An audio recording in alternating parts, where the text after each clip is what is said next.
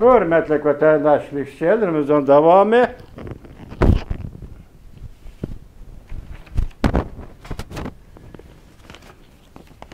Bugün çizlağı 2023 yıl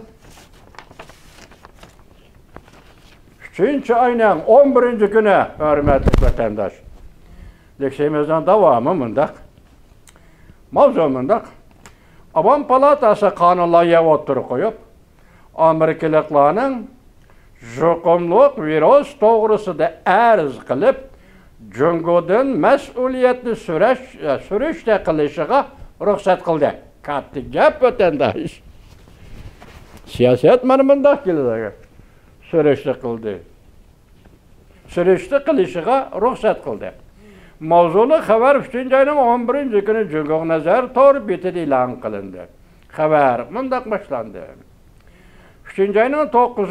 günü Amerika Koşmuş Ştatları Devlet Meclisi Memuri Dairede Cungo Komiteti Reisi Kressemet Efendi ve Avam Palata azası Michael Borger kaytıdan kanunlarına oturup koyup Amerika furalarının Cungo Kompartiyasının üstüden arz kılıp jukumluk virüsünün tarqalış jarayanida adab, yalğan haber tarqatqanlığının mesuliyetini sürüşte qilishqa ruxsat qildi.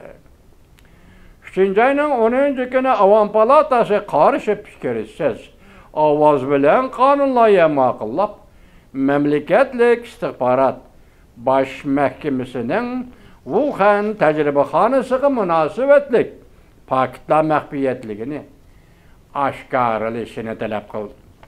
Biz nime iş yüz bergenligini bilişimiz gerek.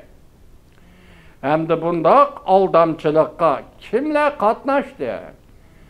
Kisel bilen azaplanğanlarga ve kisel bilen ölüp ketkenlerge adalet çakırışımız gerek. Kressemet bu kanunlarının virüs bilen ölüp ketkenlerinin aile tavabatları ve başka jukumluk virüs jarayanida zor iktisadi ziyan uçurğuçularının nepaqi bilen ta'minlanishini ümit qilamiz. Devlet Meclisi Cungo Komitetining raisi Kressemetning so'zi yuqorqi so'z.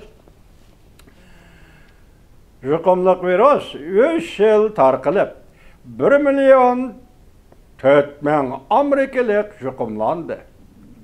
113.000 Amerikalık kişi jukumlanıp vafat buldu. Bütün yer şarida jukumlanğan kişi 60.870.000'ga yetdi.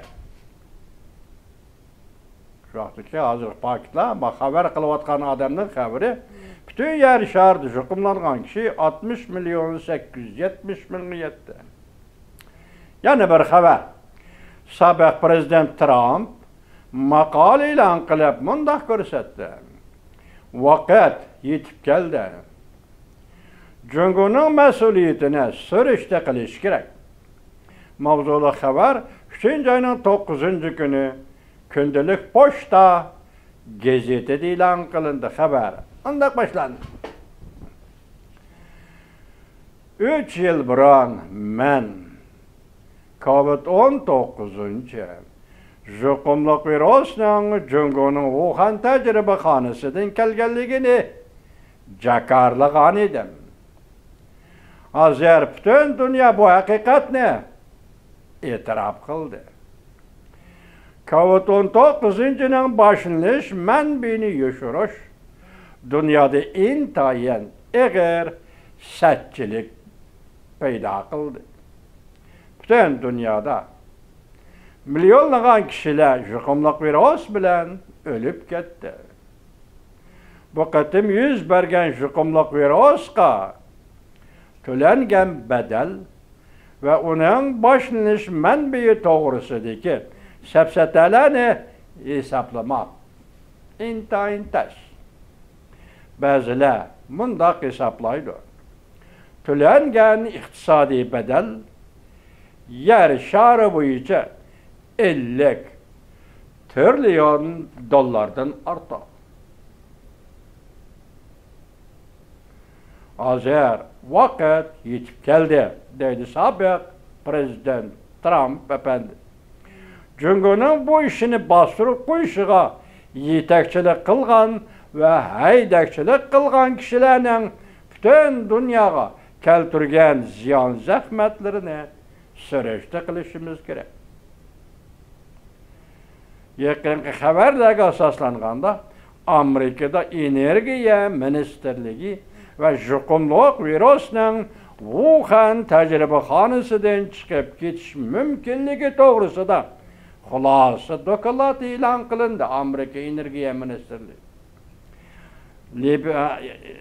Hulası dokulat ilan kılındı ondan Amerika Koşmuş Ştatları Federal Teşhiriş İdaresi FBI hem bu okşaş hulası çıkar.